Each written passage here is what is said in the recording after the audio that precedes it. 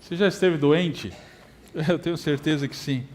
Essa é uma experiência, infelizmente, né? É uma experiência de todos nós. Em algum momento, nós ficamos doentes. Eu sim, já fiquei várias vezes. E eu lembro uma dessas vezes que eu peguei chikungunya. Alguém já pegou chikungunya aqui? Eu fui, Mateus, você também?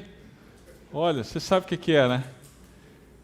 Na época eu morava no Recife, e para quem não sabe, chikungunya parece com dengue, né?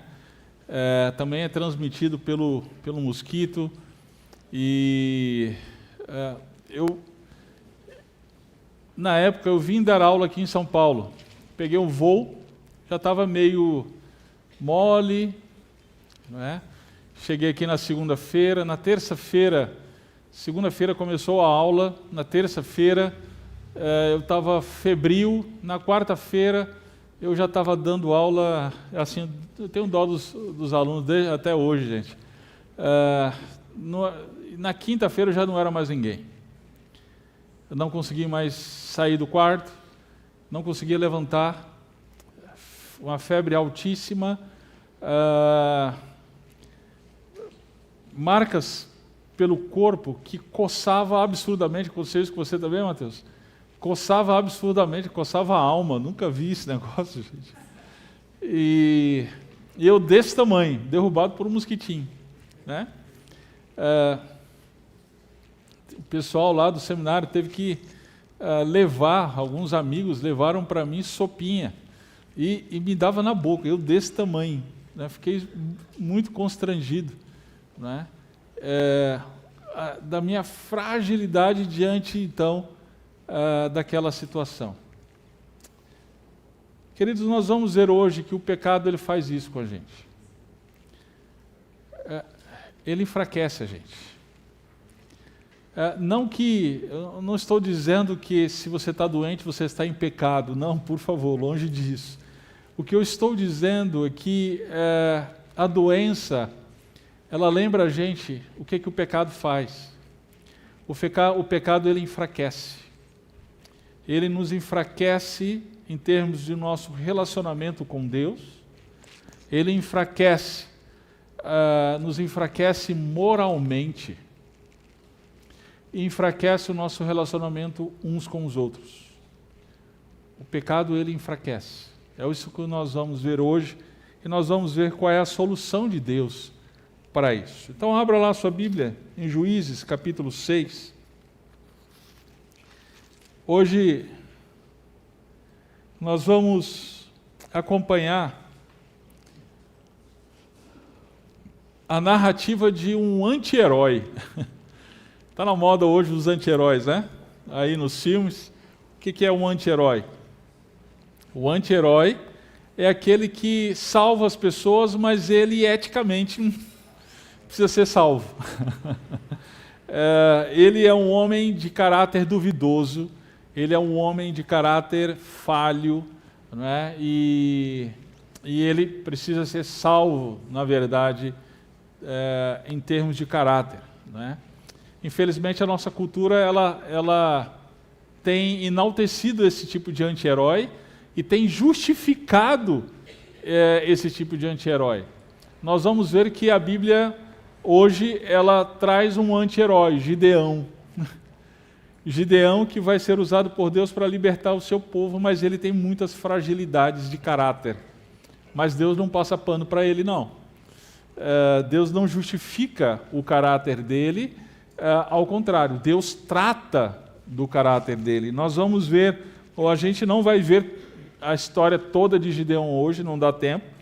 A Bíblia ela dedica bastante espaço para falar de Gideão, mas nós vamos hoje até do capítulo 6, verso 1 até o verso 32. E nesse texto nós vamos ver que o pecado enfraquece, mas o Senhor confronta, indica o libertador e requer obediência confiante. Nós vamos entender isso começando do verso 1 até o verso 6. Vamos ler juntos. Juntos não, acompanhem comigo a leitura. Mas os israelitas voltaram a fazer o que era mal aos olhos do Senhor. E este os entregou nas mãos dos midianitas durante 7 anos. Os midianitas eram mais fortes que Israel. E por isso os israelitas fizeram esconderijos nos montes, nas cavernas e nas fortalezas. Porque acontecia que quando Israel semeava, os midianitas, os amalequitas e os outros povos do leste invadiam suas plantações. Acampavam na terra e destruíam as plantações até chegarem a Gaza. E não deixavam mantimento em Israel, nem ovelhas, nem bois, nem jumentos. Subiam com seus rebanhos e tendas, vinham em multidão como gafanhotos. Tanto eles como seus camelos eram inumeráveis e entravam na terra para destruí-la. Assim Israel se enfraqueceu muito por causa dos midianitas. Por isso os israelitas clamaram ao Senhor. Queridos, o pecado, ele enfraquece. O pecado, ele enfraquece. Nós temos visto já, ao longo da exposição de Juízes, o que o pecado faz. O pecado, no capítulo 1 de Juízes, ele é retratado, a sua origem é retratada na falta de confiança do homem para com Deus. E isso leva à desobediência. No capítulo 2, nós vemos que o pecado se origina na falta de confiança, e isso leva o homem à inimizade contra Deus. No capítulo 3, nós vemos que o pecado ele é rebelião contra Deus. Ainda no capítulo 3, nós vemos que o pecado ele escraviza. Sim, escraviza, e no capítulo 4 de Juízes, nós vemos que ele causa desordem. Desordem. Nós vimos isso no caso de Débora e Baraque. Bem, hoje nós vamos ver a narrativa de Gideão, que nos leva a entender que o pecado ele enfraquece a gente. O verso 1 começa dizendo que eles voltaram a fazer o que era mal aos olhos do Senhor. Lembra do ciclo. Eles pecavam, esqueciam-se do Senhor. E esse pecado específico é o de idolatria. Eles abandonavam o Senhor para adorar a outros deuses. Bem, por causa disso, então, o Senhor os entregava. Os entregava. E esse foi o caso. O Senhor os entregou aos midianitas. Quem eram os midianitas? Os midianitas eram um povo do deserto. Eles estão descritos desde Gênesis capítulo 25. Eles, por exemplo, foram aqueles que negociaram José, quando José foi lançado na cisterna. Os irmãos de José, então, pegaram José da cisterna e venderam para comerciantes que passavam por ali e iam para o Egito. Aqueles comerciantes eram midianitas. Os midianitas foram aqueles também que se associaram com os moabitas para contratar Balaão para profetizar contra Israel.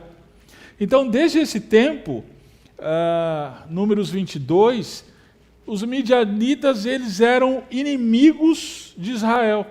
Josué, no tempo de Josué, Israel chegou a lutar contra os midianitas, derrotaram os midianitas, foi a luta contra os 5 reis. Então, os midianitas eram inimigos de longa data. Aliás, já haviam sido derrotados. Mas nesse momento, o texto diz, no verso 2, os midianitas eram mais fortes que Israel. Olha só, o que o pecado faz com o povo de Deus? O povo de Deus que já havia derrotado seus inimigos, seus antigos inimigos, agora eles estavam economicamente, militarmente mais fracos. mais fracos. E aí então os midianitas acharam a ocasião. O que eles fizeram? Eles começaram a fazer saques em Israel. Diz aqui que no final do verso 1, que a opressão deles durou 7 anos. Se nós compararmos com a opressão anterior, dos textos anteriores, nós vamos perceber que não foi tão grande assim, né? 7 anos, 8 anos, aliás, 20 anos, agora 7 anos. Né? O que são 7 anos comparados ao que nós brasileiros estamos vivendo já há algum tempo? Foi só um parênteses. A opressão midianita acontece que foi diferente dos outros.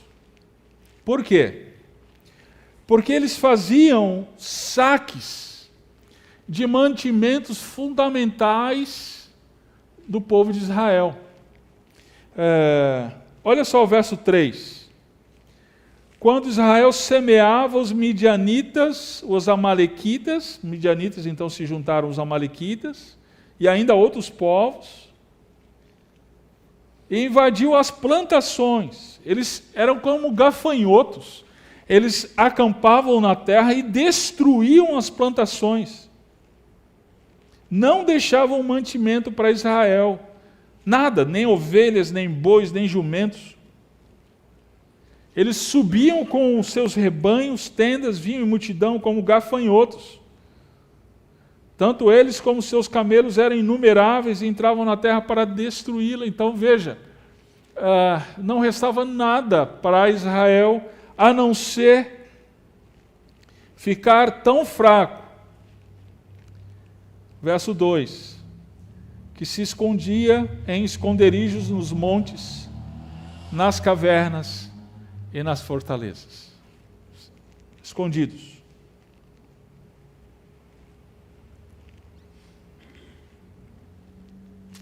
Queridos, existem muitos cristãos assim também, escondidos, fracos na fé.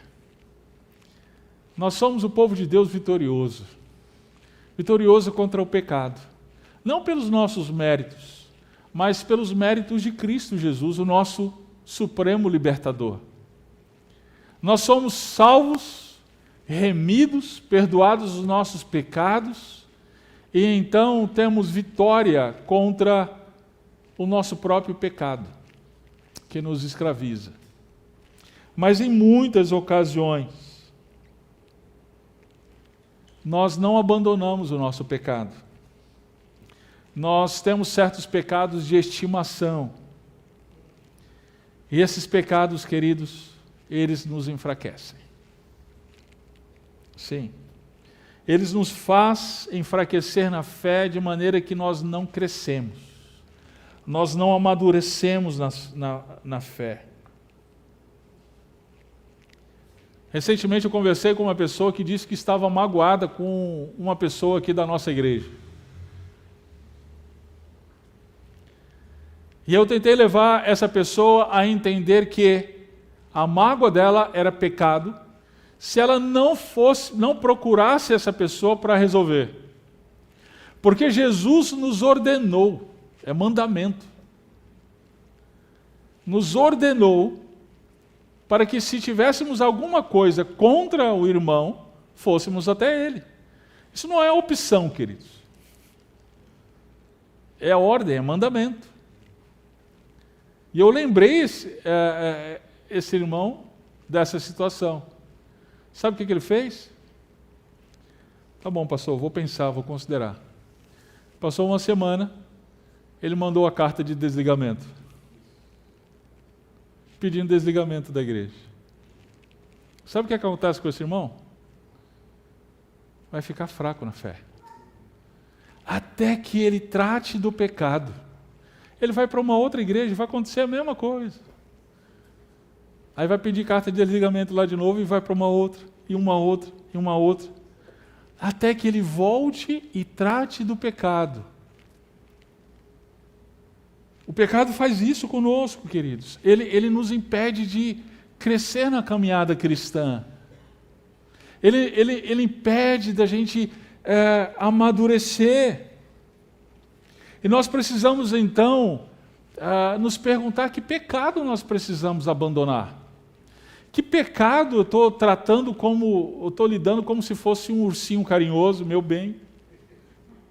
Né? Não, isso aqui não, fica aqui comigo. Né? E nós não abandonamos. Talvez seja, como eu mencionei agora, uma falta de perdão.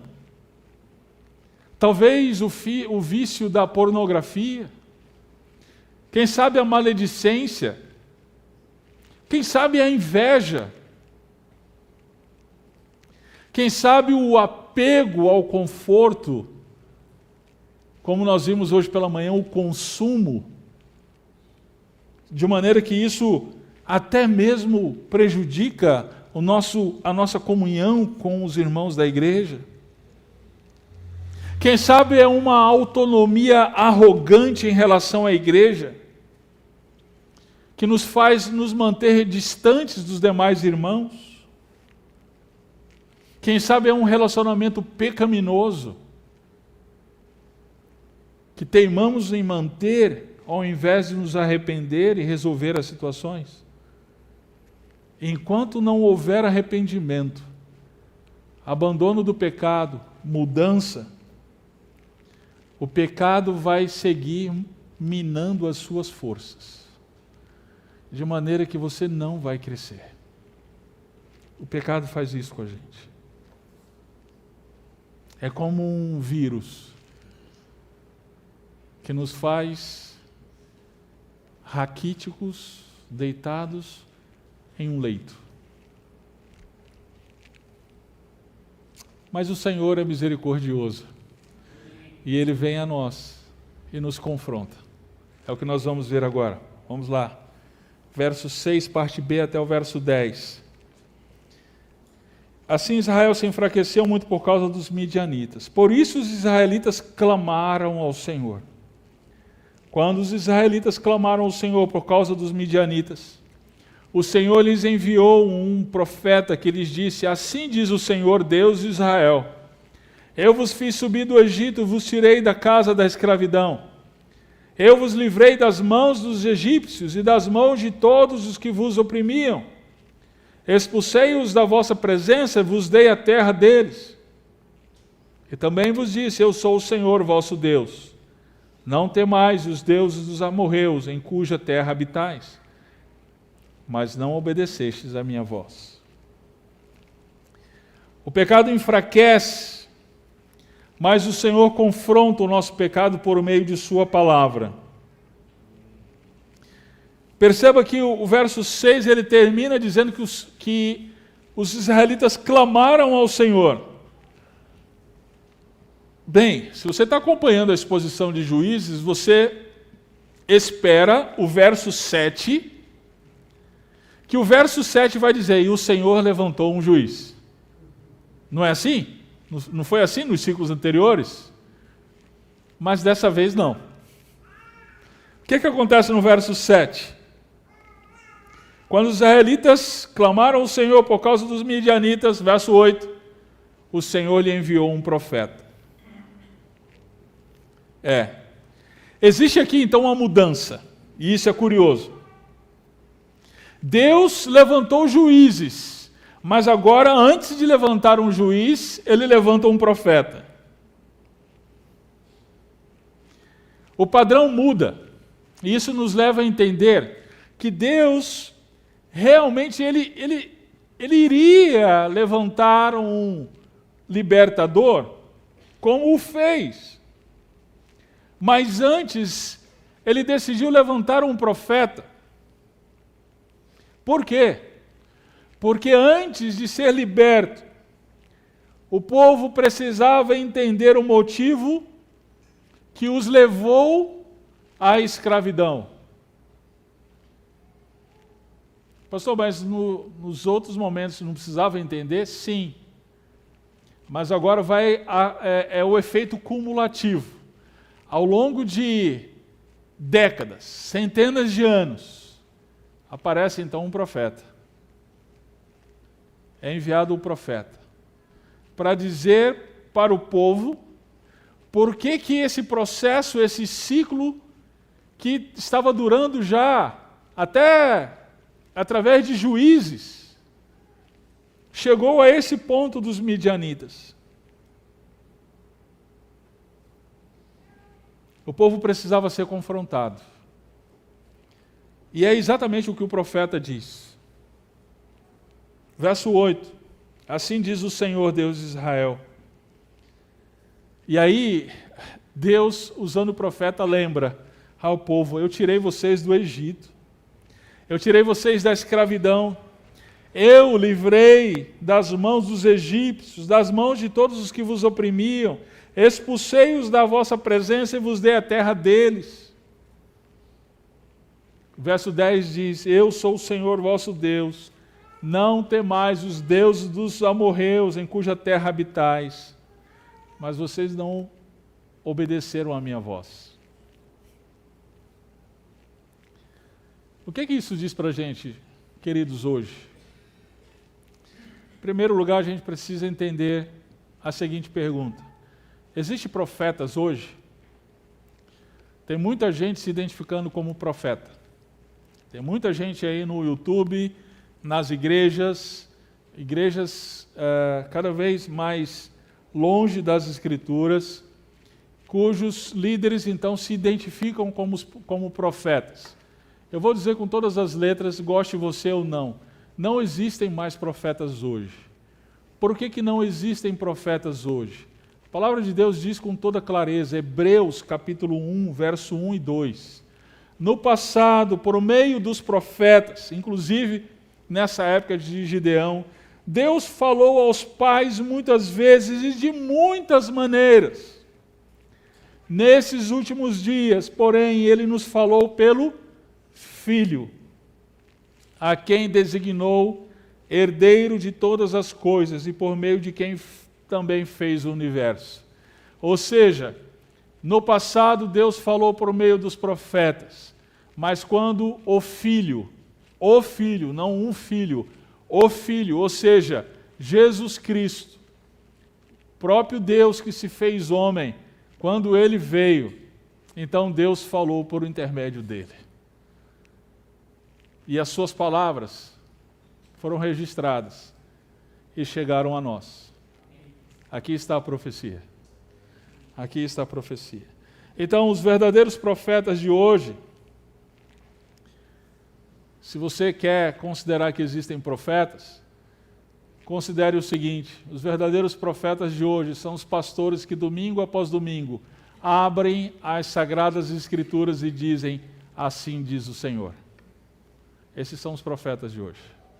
São aqueles que abrem as Escrituras, explicam e aplicam as Escrituras. Isso é profecia. O que eu estou fazendo agora é profecia. Agora, os falsos profetas de hoje, esses que se identificam como profetas, é bem interessante, porque eles profetizam curas, eles profetizam sucesso profissional. Já pensou?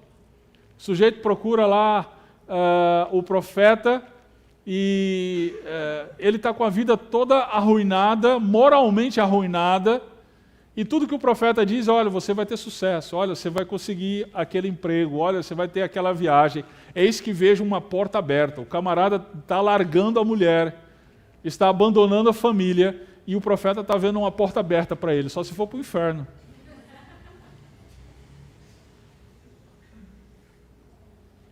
Falsos profetas. Dificilmente os vemos confrontando o pecado. Esse profeta, o curioso veja aí na sua Bíblia se tem o nome dele. Não tem. Profeta sem nome. Profeta sem nome. Ah, como nós precisávamos de profetas sem nome nos nossos dias.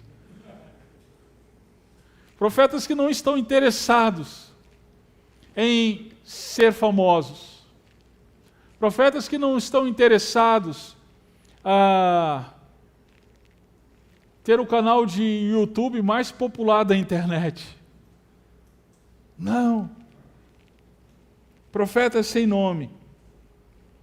A verdadeira profecia não aponta para o profeta. A verdadeira profecia confronta o povo do seu pecado e o leva para o verdadeiro Deus. O verdadeiro nome, que deve ser louvado e adorado e engrandecido. Por outro lado, isso me mostra que, queridos, como eu mencionei antes, nós não podemos chamar o pecado de meu bem e adotá-lo. Quando o Senhor nos confronta por meio da sua palavra, nós precisamos abandonar o nosso pecado, querido. O povo de Israel ouviu esta profecia.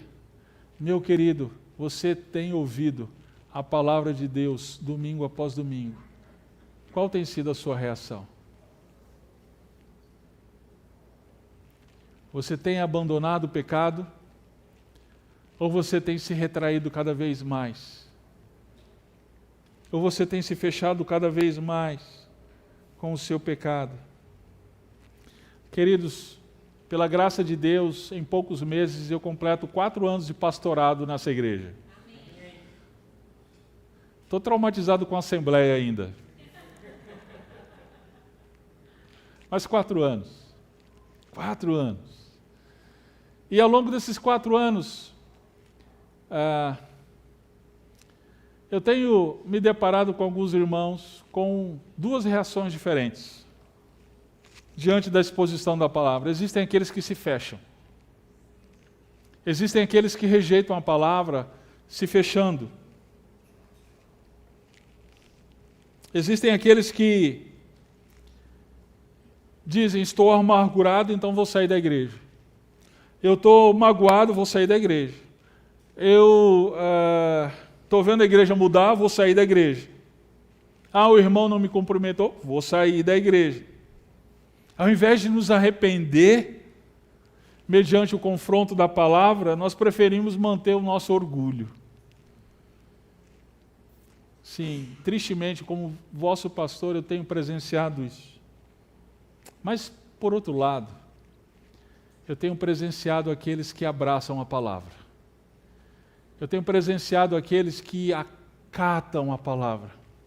Aqueles cujo coração é como uma terra fértil, que a palavra como semente é semeada e ela então cresce, dá frutos e transformação de vida. E eu glorifico a Deus por esses irmãos. Eu glorifico a Deus por aquilo que Deus está fazendo no nosso meio. Eu glorifico a Deus pela transformação de vidas individuais e de famílias inteiras, que têm sido transformadas, mudadas, por causa da palavra de Deus. Por causa de profetas sem nome.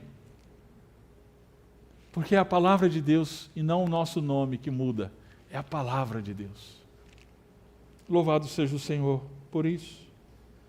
O pecado enfraquece, mas o Senhor envia o seu profeta para confrontar. Agora veja o verso 11 ao 24. Então o anjo do Senhor veio, sentou-se sobre o carvalho que estava em Ofra, que pertencia ao Biesrita Joás. Seu filho Gideão estava malhando trigo no tanque de espremer uvas para escondê-lo dos midianitas. Então o anjo do Senhor apareceu a Gideão e disse, o Senhor está contigo, homem valente. Gideão lhe respondeu, meu Senhor, se o Senhor está conosco, por que nos aconteceu tudo isso? Onde estão todas as suas maravilhas que nossos pais nos contaram, dizendo, não foi o Senhor que nos tirou do Egito? Mas agora o Senhor nos abandonou, nos entregou nas mãos dos midianitas. O Senhor virou-se para ele e lhe disse, vai nesta tua força e livra Israel das mãos dos midianitas. Não sou eu que estou te enviando? Gideão perguntou-lhe, meu Senhor, com que livrarei Israel? A minha família é a mais pobre em Manassés, e eu sou o menor na casa de meu pai. O Senhor disse novamente: eu estarei contigo, e tu derrotarás os midianitas, como se fossem um só homem. E Gideão continuou: se tenho achado favor aos teus olhos, dai-me um sinal de que és tu que falas comigo. Peço-te que não saias daqui, até que eu volte trazendo minha oferta e a ponha diante de ti. E ele disse: esperarei até que voltes. Então Gideão entrou e preparou um cabrito e fez bolos sem fermento com um efa de farinha, pôs a carne num cesto e o caldo numa panela, trouxe tudo para fora e ofereceu-lhe debaixo do carvalho. Mas o anjo de Deus lhe disse: pega a carne e os bolos sem fermento, coloca-os sobre esta rocha e derrama o caldo por cima deles. E assim ele fez. E o anjo do Senhor estendeu o cajado que tinha na mão e com a ponta tocou a carne e os bolos sem fermento. Então subiu fogo da rocha e consumiu a carne e os bolos sem fermento.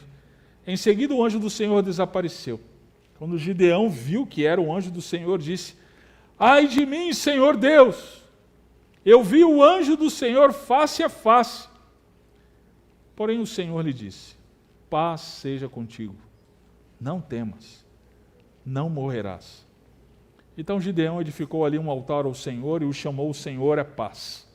Até hoje o altar está em Ofra dos Abiesritas. Amém. O pecado enfraquece, mas o Senhor confronta e indica o libertador. É bem curiosa essa narrativa. O Senhor envia um mensageiro, o anjo dele. É interessante porque aqui diz o anjo do Senhor, e esse anjo, ele aparece outras vezes em Juízes. Aparece em ocasiões específicas. Lá no capítulo 2, ele confronta o pecado do povo de Israel. No Cântico de Débora, ele é mencionado. Mas aqui nessa narrativa tem um detalhe a mais. Ele é chamado de Senhor.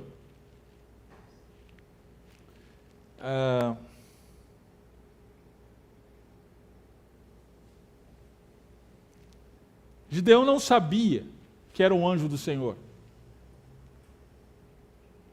Quando o anjo desapareceu, verso 22, de Gideão viu que era o anjo do Senhor. Disse: ai de mim, Senhor Deus, eu vi o anjo do Senhor face a face. Ou seja, a aparição do anjo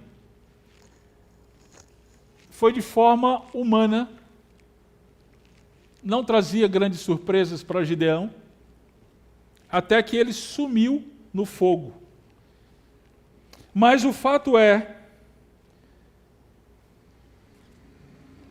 que Gideão o chama de Senhor. Isso nos leva a duas possibilidades.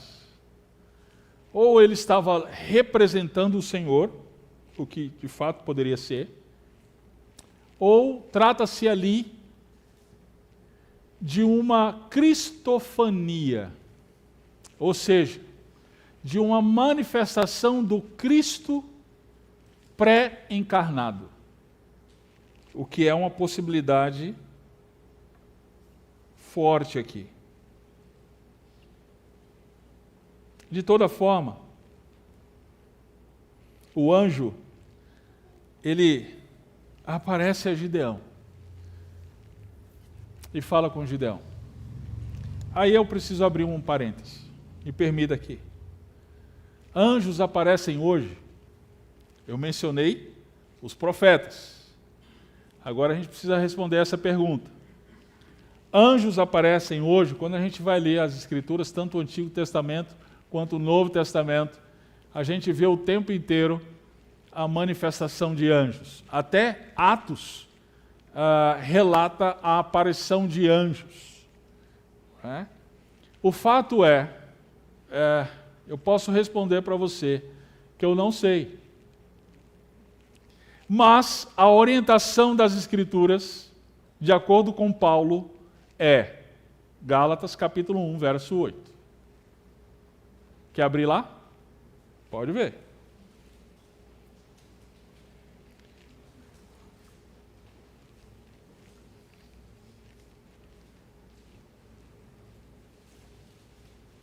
Eu nunca vi um anjo. Alguém aqui já viu um anjo? Nunca vi. Mas se de repente eu vi, de repente você vê, você vai chegar em casa agora, vai comer lá sua pizza, né? E de repente aparece um anjo lá. Ri não, rapaz, coisa séria. O que você faz? Você aplica Gálatas capítulo 1, verso 8. Você ouve o que ele tem a dizer. Aí você vai verificar. Olha aí. Ainda que nós mesmos, nós quem? Os apóstolos, ou um anjo do céu, vos pregue um evangelho diferente do que já vos pregamos, seja maldito. Então, meu querido, hoje está uma moda enorme. Eis que eu vejo um varão de branco entrando pela igreja. Né? Eis que eu vejo, né, o varão, e varão para cá, e varão para lá. Meu querido, se ele aparece de maneira a usurpar a glória do Rei Jesus Cristo, é anátema, é maldito. Não é anjo do céu, não, expulsa. Expulsa que é demônio. Essa é a orientação das Escrituras. Mas aqui era um anjo de Deus. E ele fala com Gideão. Gideão, filho de Joás. Daqui a pouco a gente vai ver o porquê que Joás é importante ser mencionado.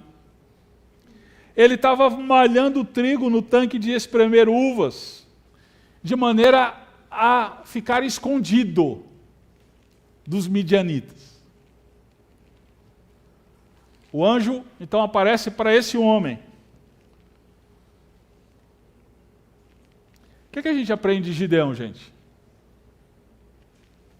Lembre-se o seguinte, antes da gente descrever o caráter desse homem, para que você não se choque. Gideão, ele está na sucessão de uma linhagem de juízes, de uma linhagem de juízes que vão de mal a pior. Começamos com o juiz Otoniel, homem valente, de caráter, e vai ficando cada vez pior. Então, Gideão, ele está já se afastando muito daquele padrão de Otoniel. Isso apontava para o fato de que Israel ia de mal a pior. E sim, nós vemos o caráter de Gideão, um caráter cético, relutante. Um homem que expressava o estado espiritual da nação de Israel. É esse o homem.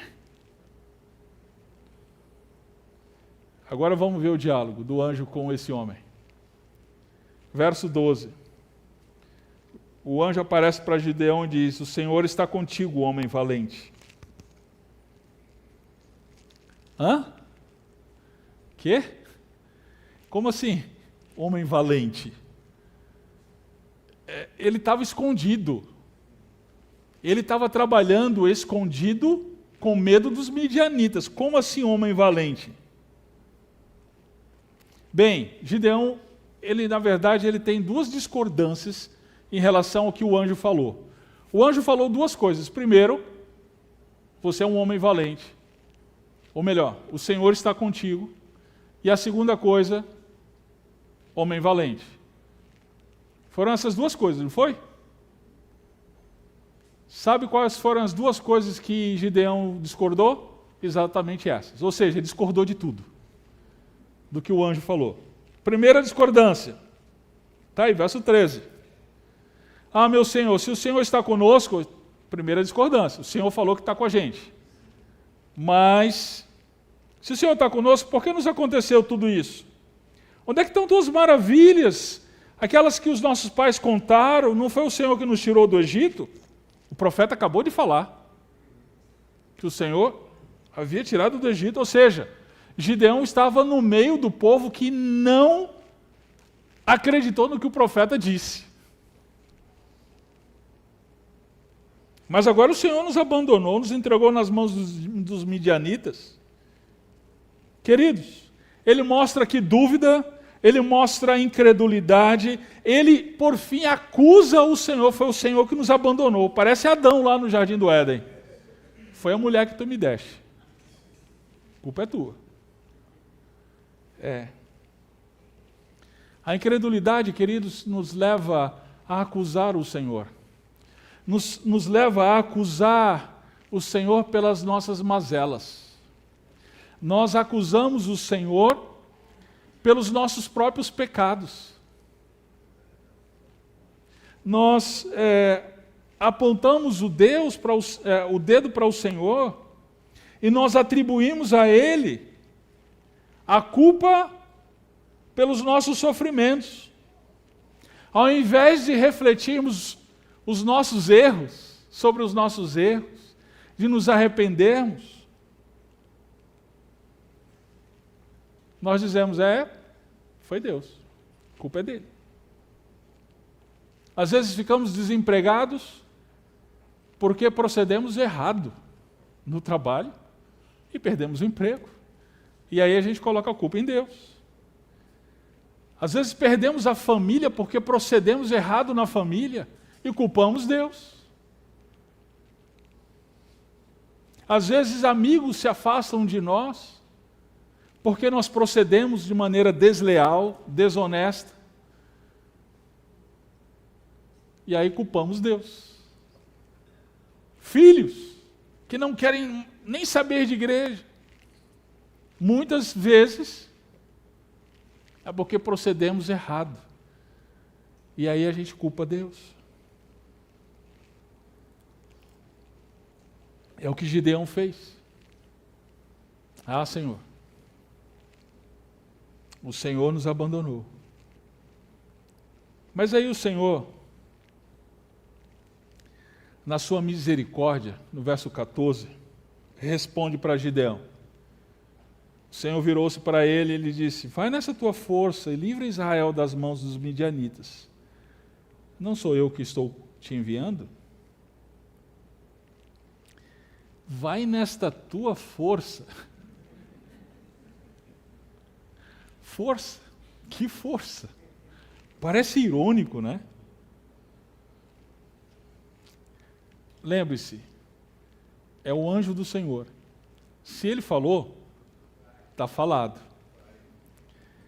Aquela não era a realidade atual de Gideão. Mas o anjo estava levando o Gideão a refletir. Assim como Deus perguntou para Adão, Adão, onde tu estás? É claro que Deus sabia onde Adão estava. Aqui, Deus está levando Gideão a entender aonde ele iria ter forças para cumprir a sua missão. Logo na sequência, ele vai dizer, não sou eu que estou te enviando? Aqui está a fonte da força de Gideão. Sim, foi o Senhor que feriu, mas é o Senhor quem sara também. Aí viria a força de Gideão. Queridos, nossos pecados nos levam a experimentar a disciplina do Senhor. Mas devemos nos lembrar que é somente nele que nós temos a salvação. Somente em Cristo Jesus. Força? Não temos nenhuma. Mas devemos então olhar para aquele que nos chamou e aquele que nos enviou. Segunda discordância de Gideão. Primeira discordância, não, o Senhor não está conosco. A segunda discordância, Deus falou para ele, homem valente. Está aqui a discordância. Verso 15. Senhor, como que eu livrarei Israel? Gideão pergunta então, meu Senhor, com que livrarei Israel? A minha família é a mais pobre em Manassés, eu sou o menor na casa de meu pai. Como assim? O argumento de Gideão é baseado na força dele. Ele ainda não havia transitado para a real fonte da sua força, que era o Senhor. Ele ainda estava pensando em mecanismos humanos. Senhor, se eu sou forte, então eu deveria estar no país forte, na cidade forte, na família forte, economicamente, militarmente, mas não é o que eu estou vendo. Queridos, todas as vezes que nós baseamos a nossa força em nós mesmos, nós nos afundamos cada vez mais. Nós somos levados pelo Senhor a entender que não depende da nossa força, nem para a salvação, nem para a santificação. Não depende da nossa força para sermos salvos. Nós não precisamos fazer esforços. Hoje é o dia em que o Brasil celebra a Aparecida. Quantas e quantas pessoas estão pagando promessas? Quantas e quantas pessoas estão fazendo procissões, seguindo uma estátua, rezando a Maria, com o intuito de que, através dos seus esforços, através dos seus méritos, encontrarão favor de Deus. São Gideões. Gideões do nosso tempo, que pensam que a força está neles mesmos. Não depende do nosso mérito, depende do mérito do nosso campeão, o nosso libertador, Jesus Cristo. Depende tão somente da obra de Jesus Cristo na cruz do Calvário. Depende exclusivamente dele e não nós, não é a nossa força. Portanto, o que depende está no verso 16. Olha a palavra do Senhor para Gideão. O Senhor disse novamente: eu estarei contigo, e tu derrotarás os midianitas como se fossem um só homem. É disso que depende, do Senhor e tão somente do Senhor. Não depende da força bélica de Israel. Não depende do número de guerreiros que eles tinham. Nós vamos ver na continuidade da narrativa no próximo domingo. Não, só depende do Senhor estar com eles. Querido, a nossa salvação só depende do Senhor.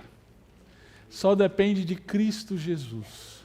Depositamos ou não exclusivamente a nossa fé em Jesus Cristo. Só depende disso. Só depende dele. E para a nossa santificação também. Só depende dele. Não podemos confiar na nossa própria força para vencer o mal, para vencer o pecado. O apóstolo Paulo, ele escreve aos Efésios no capítulo 6, verso 10. Portanto, fortalecei-vos no Senhor e na força do seu poder. Veja, fortalecei-vos no Senhor, na força do seu poder. É só em Cristo que nós temos recursos para vencer o pecado que nos enfraquece. Somente em Cristo. Só em Jesus. Em quem você tem confiado? Meu querido, em que ou em quem você tem colocado a sua confiança? Hoje é o dia de você dizer: Jesus, eu quero confiar só no Senhor. Eu não quero confiar na minha conta bancária. Eu não quero confiar no meu trabalho, na minha carreira. Eu não quero confiar na minha inteligência, na minha capacidade intelectual para resolver os problemas. Senhor, eu quero confiar tão somente no Senhor. Queridos, cada um de nós é tentado a ter o caráter de Gideão, um caráter de incredulidade. O Senhor diz que está conosco e a gente diz, não, está não. Senão eu não passava pelo que eu estou passando. O Senhor diz, homem valente, e nós dizemos, não, sou não, porque eu não tenho toda essa força. E esquecemos que a nossa força vem do Senhor.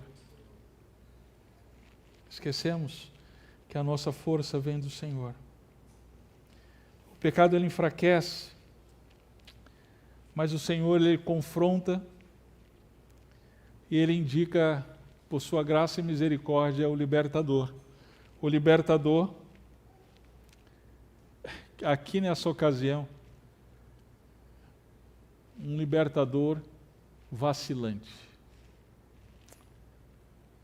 Mas ele aponta para o nosso libertador, Jesus Cristo, de maneira a fazer um contraste maravilhoso. Jesus Cristo, diferentemente de Gideão, ele estava, na noite que foi crucificado, de joelhos, dizendo, Pai, se possível, passa de mim este cálice. Contudo, que seja feita a tua vontade. É nele que nós confiamos. Nós não confiamos em Gideão, nós não confiamos em quem quer que seja, nem na nossa própria força. Nós confiamos naquele que se fez homem, se fez servo, se prostrou diante do Pai e disse, seja feita a tua vontade. Confie neste. Ele é o grande libertador. Ele é o seu grande libertador. Confie tão somente nele. Nós vamos continuar essa pregação no próximo domingo, que não deu tempo hoje. A gente vai continuar domingo que vem. Tá bom, Lucas? E nós vamos continuar crescendo no conhecimento do Senhor através dessa narrativa. Mas fique com essa mensagem. O pecado ele enfraquece, mas o Senhor, por sua graça e misericórdia, nos confronta e ele indica o libertador, que no nosso caso e de todo mundo é o Senhor Jesus Cristo. Vamos orar. Senhor Deus, obrigado porque essa história real, ela que aconteceu há tanto tempo atrás, ela chegou a nós e nos mostrou, Senhor, o libertador, que é Jesus Cristo, Senhor. Obrigado porque o Senhor veio a nós e nos libertou e segue nos libertando. O Senhor segue, Senhor Deus, nos tirando das amarras do pecado. Obrigado, Senhor Deus, por renovar a nossa fé nesta noite e nos encorajar a continuar confiando no Senhor. Que essa seja uma semana, de fato, de confiança no nosso libertador, de confiança em Cristo Jesus, o nosso grande Redentor, Pai. E que o amor de Deus, o nosso Pai, a graça do nosso Senhor e Salvador Jesus Cristo, a comunhão e as consolações do Espírito Santo estejam sobre nós, a Igreja do Senhor, hoje e para todo sempre. Amém. Deus abençoe a todos, queridos. Estamos despedidos com uma oração silenciosa.